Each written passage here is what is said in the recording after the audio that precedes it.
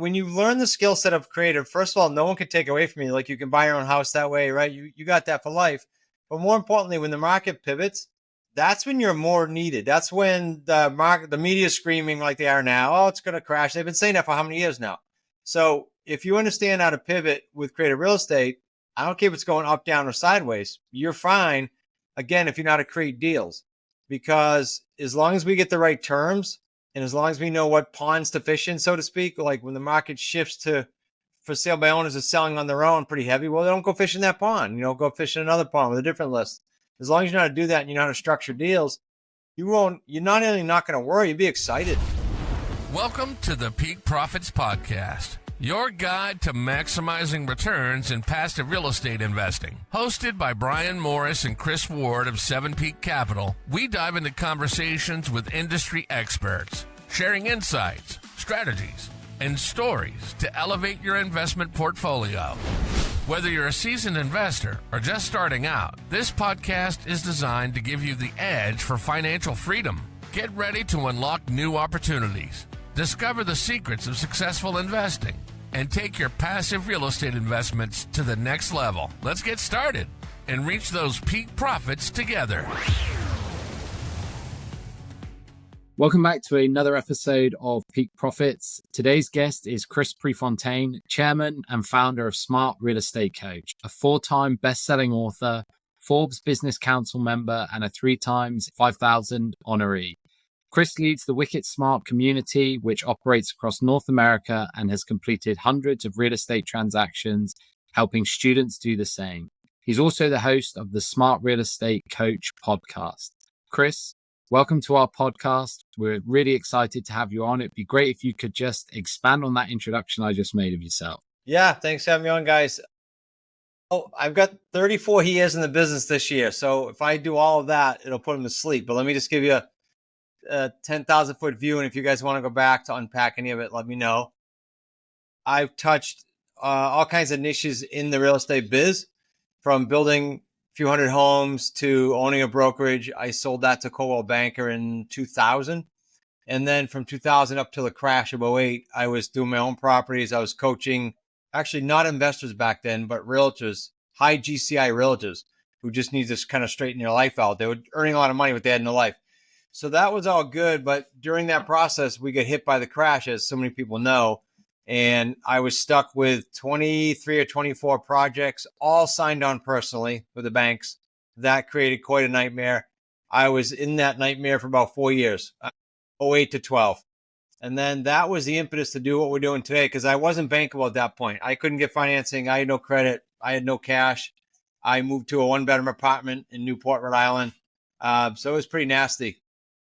When I get back on my feet, I bought only through creative real estate because, again, I had no options. And then coincidentally, someone from the War College here, it was a War College on the island here in Newport, and he was going back to civilian life after a few tours in Afghanistan, and he asked me to coach him. He found me and said, can you help me? I'm going back to civilian life. I want to do real estate. That's how organically the coaching started, and that was in 14. That year, I think we did 14 grand in business. That has morphed into this year we'll do close to 5 million, as you said, hitting 5,000. And one of the main reasons, guys, and then I'll give it back to you to unpack any piece of that. But one of the main reasons we're growing the way we are is we when I searched real estate training, when I get back in the trenches and I had enough mental beaten up, I just said, okay, I'll get back in the trenches. I couldn't find anything that actually supported me other than sell me a course, sell me a seminar.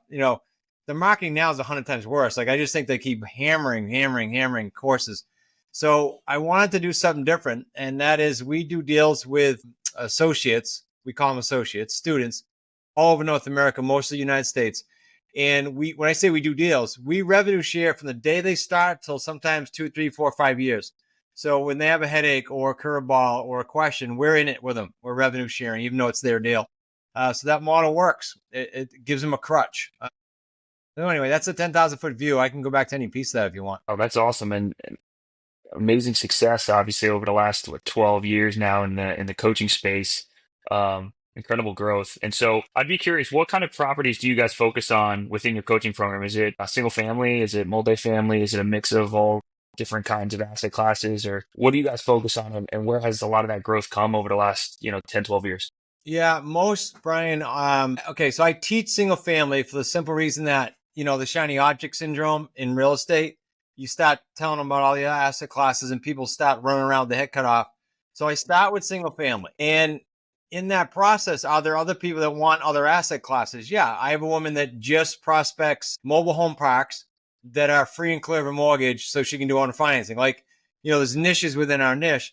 I just want to start them with basics, especially if they don't have a focus where they want to go, and especially if they need money tomorrow, right? If they want to get going right away, because those are an asset class that are pretty fluid, especially in the sweet spot, like around the median price range.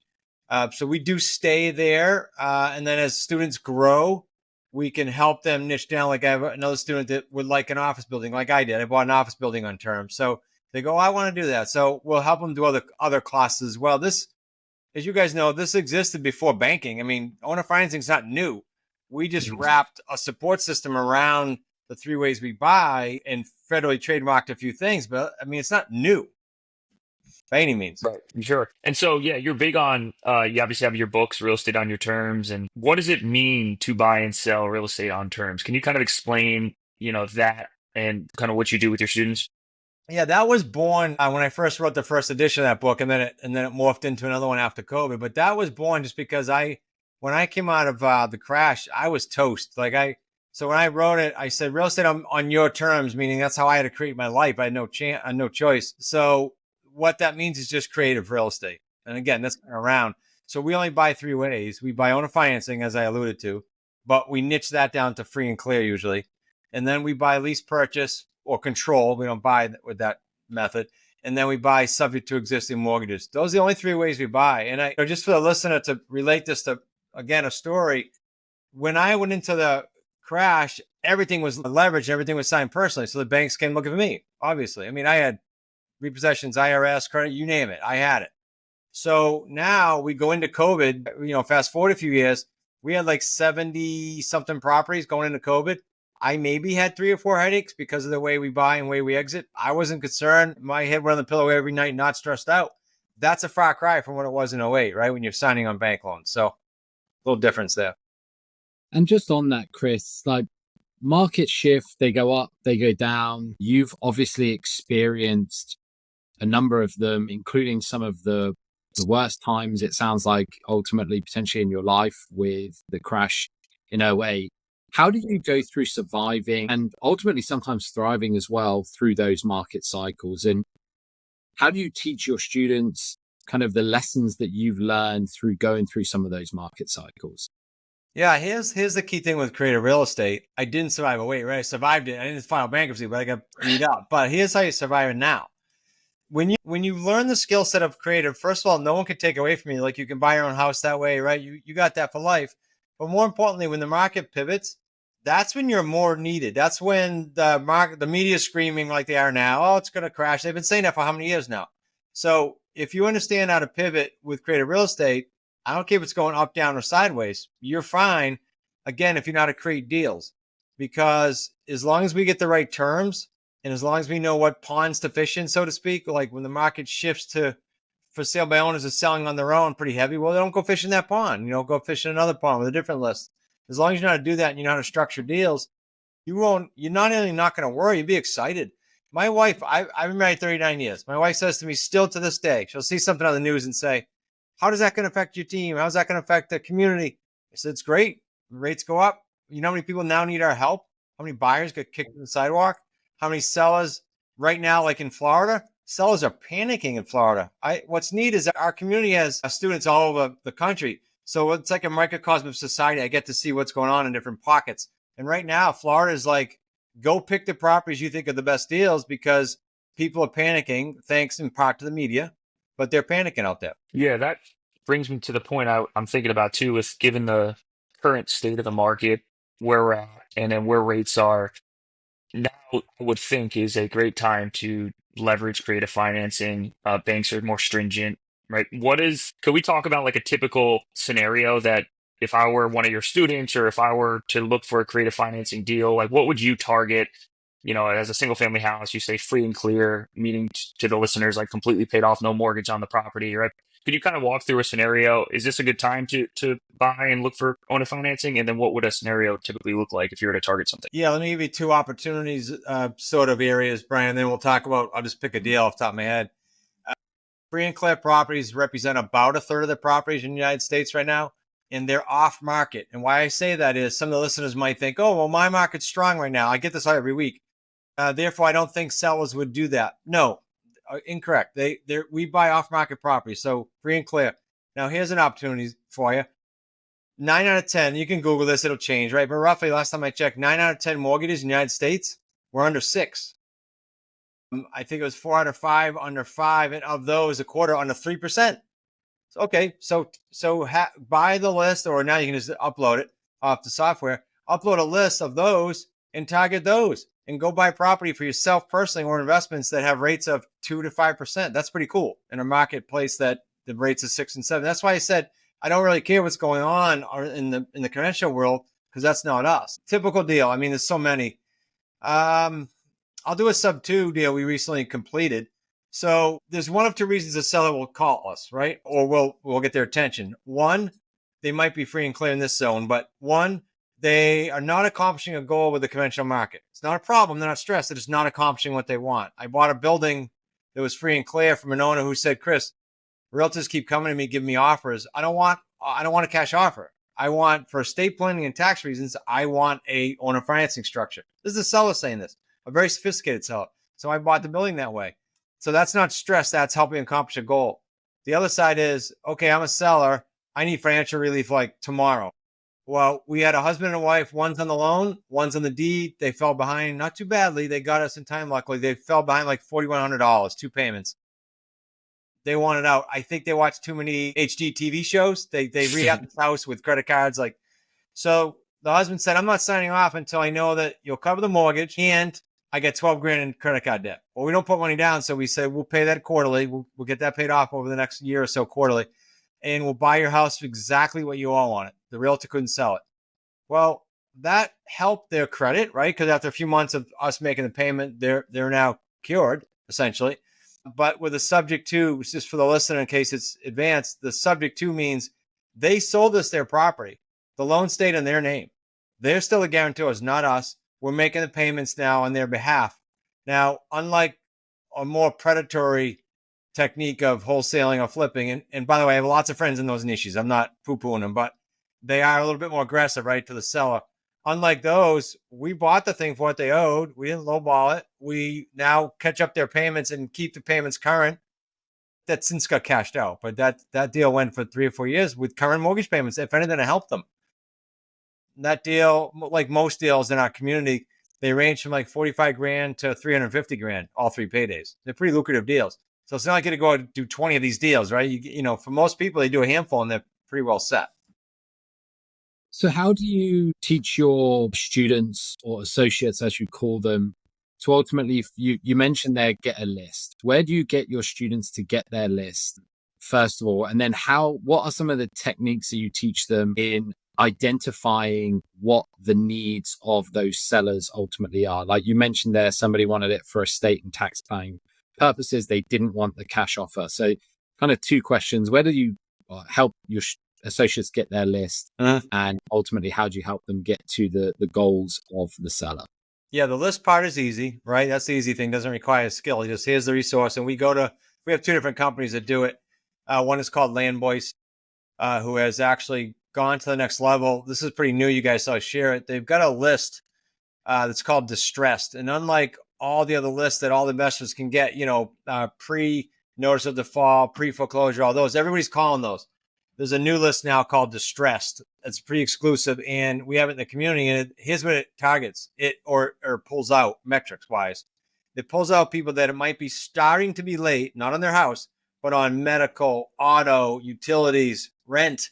So this is pretty unique because what slips next usually, right? If they don't rebound, the mortgage. So we're getting them so early. But the short answer is, Chris, they just get a daily feed of expireds, for sale by owner, for rent by owner, distressed, and then you can target lists. Like I can say, all right, Give me my 3 zip codes that I want, all free and clear, out-of-state owners. I love out-of-state owners in this market. Love them, especially post-COVID. So you can get almost any list from these companies nowadays. I will disclosure, Canada, you can't because data is protected. But in the United States, easy to get data. The second part's harder because that's a skill set, right? How do I know what the seller needs? How do I fill that need? 3 simple questions. No different than you and I would talk to our neighbor if we saw a sign go up. We'd say, hey, Brian, I saw your sign go up. Where are you going? Well, I'm moving to XYZ. Great. How soon do you need to be there? That's a normal. Then the last question is important. What if it doesn't sell? Right? Because they all say to me, no, I just want a cash offer. I go, well, no kidding. Everybody wants cash offer full price. But what if it doesn't? Well, we should probably talk. Or, well, no, I got to get there at a certain time. So as long as the answer to the third question is motivation, we're okay. As long as they don't need the money right away. If the answer is no big deal, I'll just stay. I need my money or I'll stay. Okay, they're not motivated. I don't need to talk to them.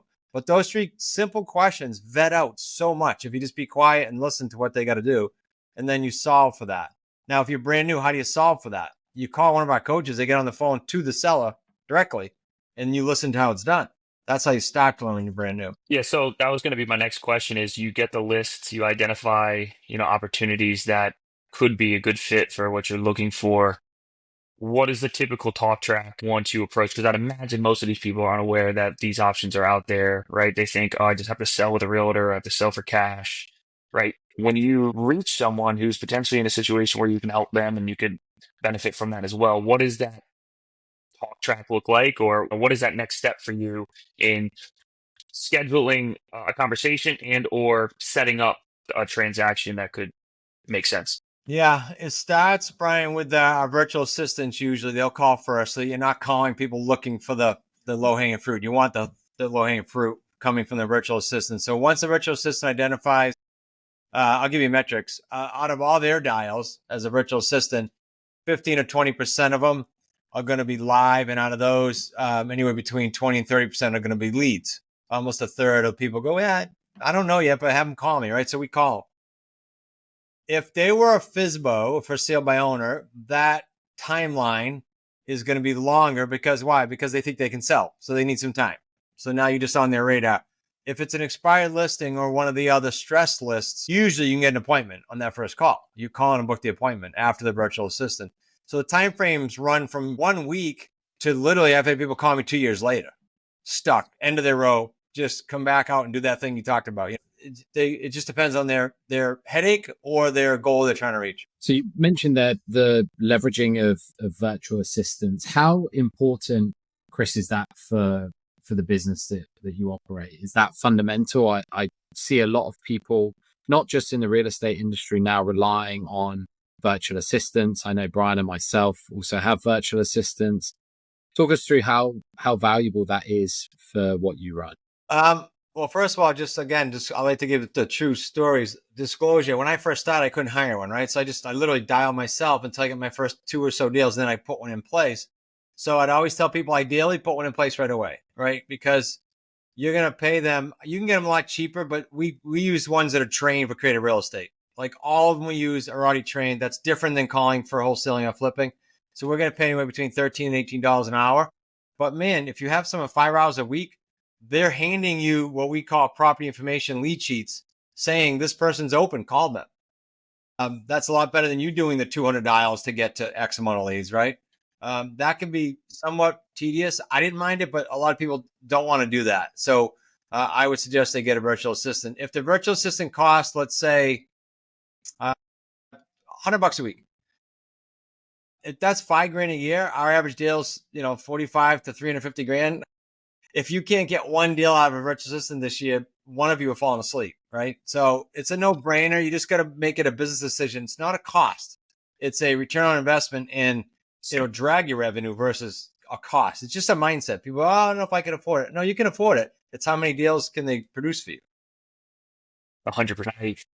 Like Chris mentioned, we leverage personal assistants and virtual assistants, and it's all about leverage and time, right? It's like, what can you get back from your ROI? And they help us tremendously. And so that brings me to my next question. If someone's working a 40-hour job, full-time W-2, is this something that can help people can get started in? And then can this transition people away from maybe a full-time job into, full-time investor or away from their 9 to 5? Like, what are you typically seeing? If I were to get started today, what would that, look like from a timetable, or how many deals would I need to do before this is something that could kind of replace what I'm doing from a full-time perspective? Yeah, most students, with very few exceptions, Brian, start part-time and start with a heavy job load. We tend to attract a lot of very healthy mostly six-figure or multiple six-figure W-2 people because they want to exit. They got great salaries, but they just want to exit.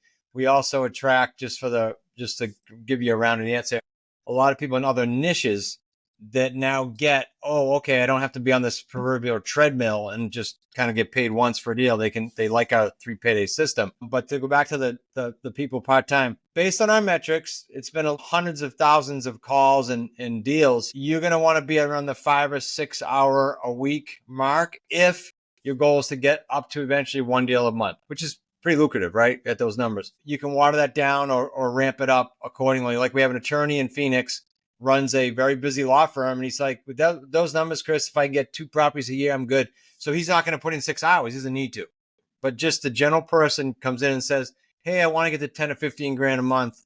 Or Judy just left her job. She was making over 300 grand a year. So she had to obviously ramp up pretty significantly before she could leave.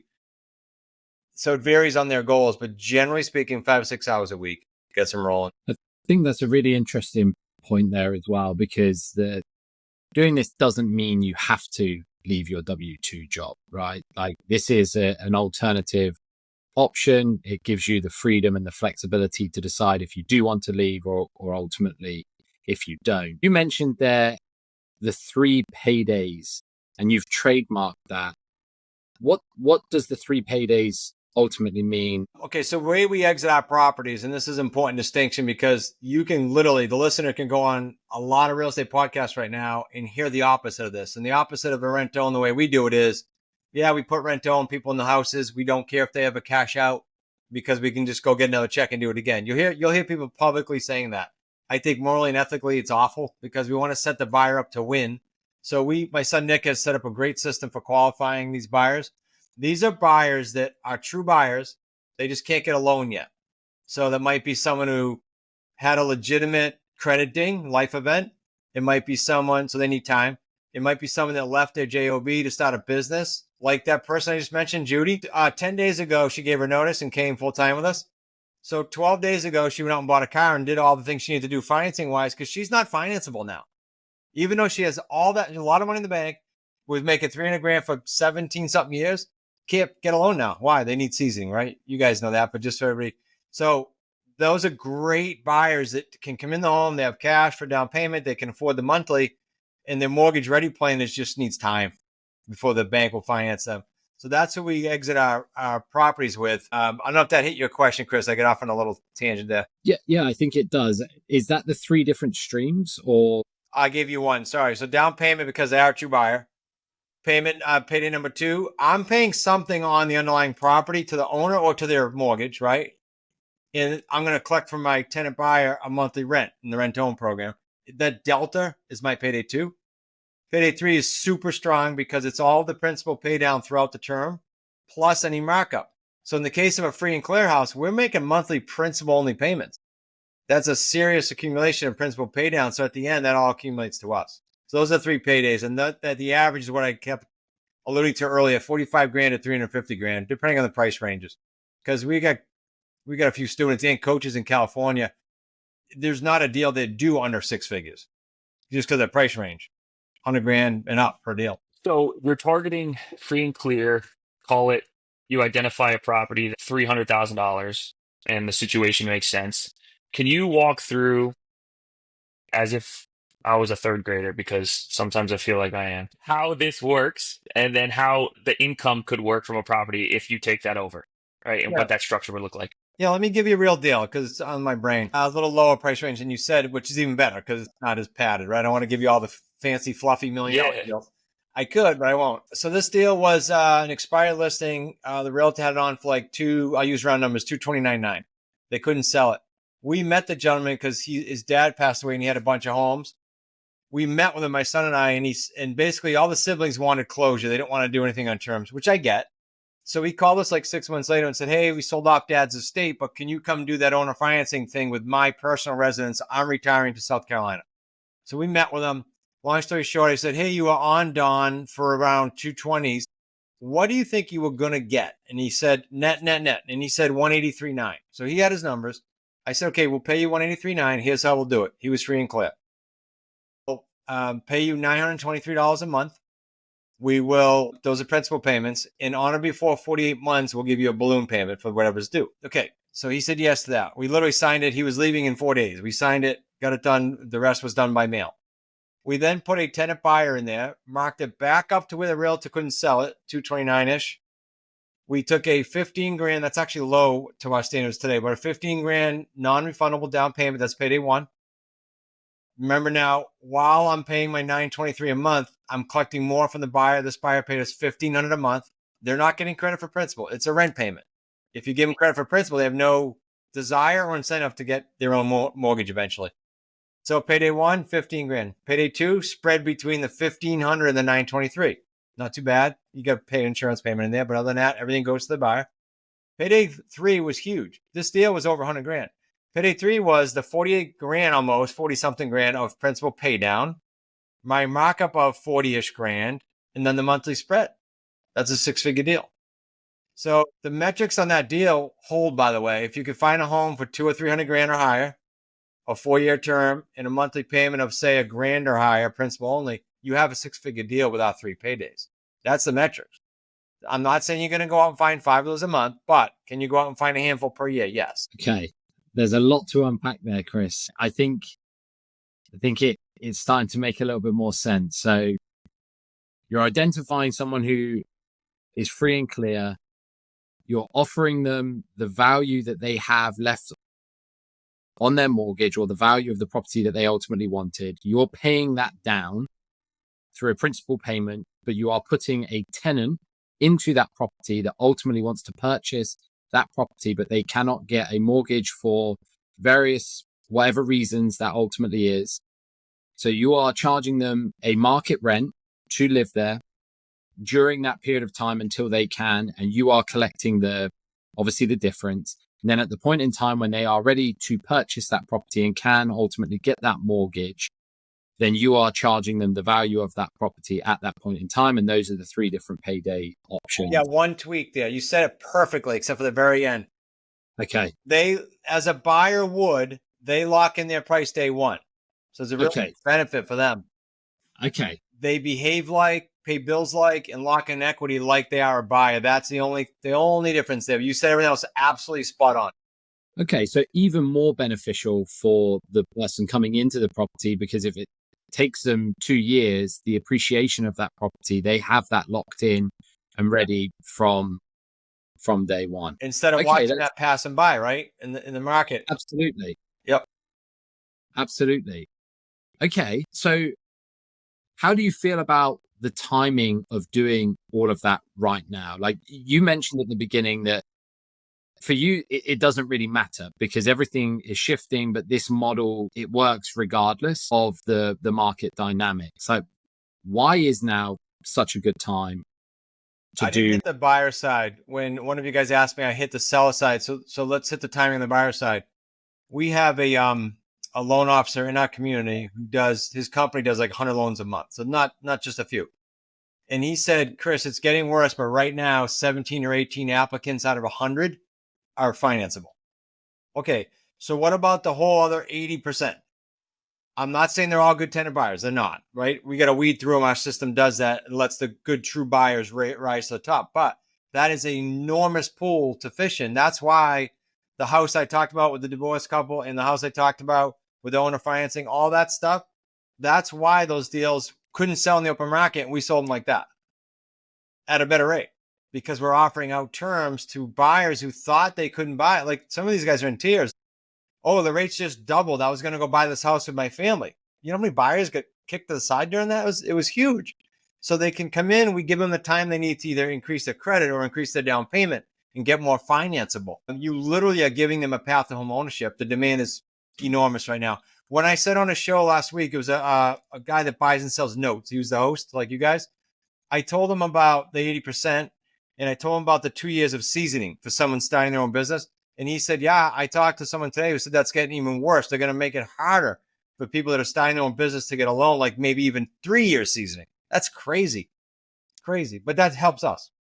Yeah, no, and that's interesting. So within your community, can you talk a little bit about what's included? If someone were interested, where would they go? And if they were wanting to get a part of it and educate, I'm sure people listening are very intrigued by what they've heard so far. If this is a new concept to them, what is the next steps to getting involved and what's included within your community and your Yeah, no, mentorship? I appreciate it, Brian.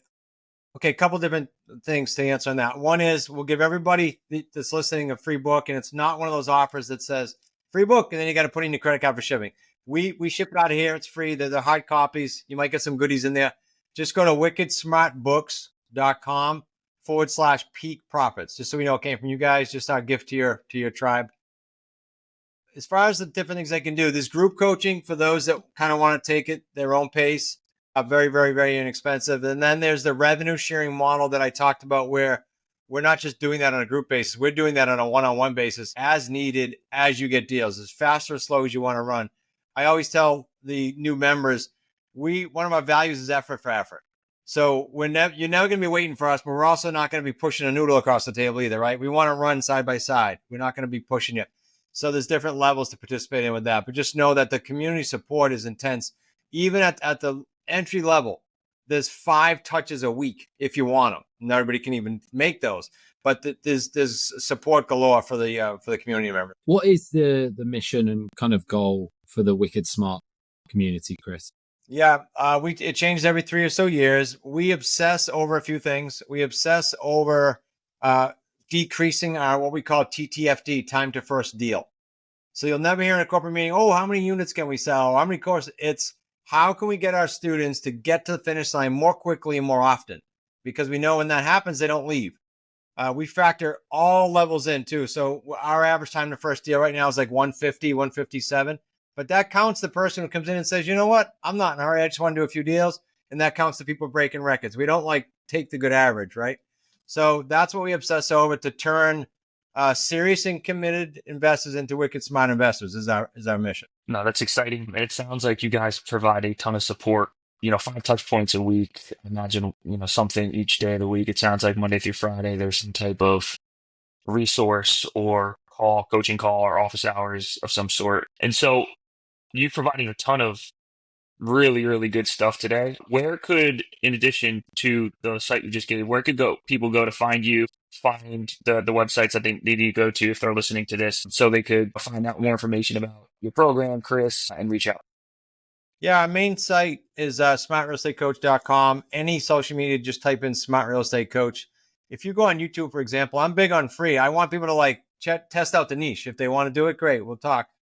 Go on YouTube. There's probably 500 deals on our channel that we've posted since 2017, like real deals. Here's the good, the bad, and the ugly. Here's how it works, so you know what to expect.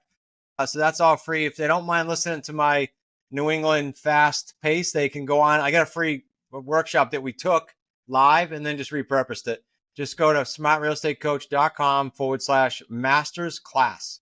And it'll be a little bit more, A through Z. Here's how it works. And it's free. Again, go take a peek at it. That's great. So after listening to this podcast, they can go listen to the masterclass and get to 2.0, and then they can go to your website and sign up. No, that's awesome. I know you mentioned Newport, Rhode Island. We went to Newport for the first time, my wife and I, last October for her birthday, and it was amazing up there. We did the mansions tour. We Nice did. come in the fall. It's nice. It was beautiful. It was beautiful. So it's definitely a spot that we'd love to get back to. So it's a good area to live if you're up there. Not too shabby. We'll get you 2 to our event. I'll give you some VIP passes. Love to have you. Would love that. But Chris, we want to. Yeah, go ahead, Chris. Yeah, thank you for your time. We will put all of the links in the show notes for people so that they can get hold of you. Again, this was really, really informative. It's definitely a niche. I would definitely recommend everyone definitely going to check out that masterclass. I myself am also going to go and check out that masterclass. I think the light bulb moment happened, Chris, as you were explaining all of that for me. But I'm sure it happened to a number of the listeners as well. So just wanted to say a huge thank you for joining us today. We'll put all of the links in the show notes as well. Appreciate you having me. Thanks, guys. Thanks, Chris. Thank you for tuning in to the Peak Profits Podcast. We hope today's episode was not only inspiring, but packed with actionable insights for your passive real estate investments. Subscribe so you never miss an episode. And if you enjoyed the show, please leave us a review. Your feedback fuels our passion to bring you even more valuable content. Stay connected with us on social media and visit 7peakcapital.com for exclusive resources and updates. Until next time, keep striving towards your financial goals and let's reach new peaks together.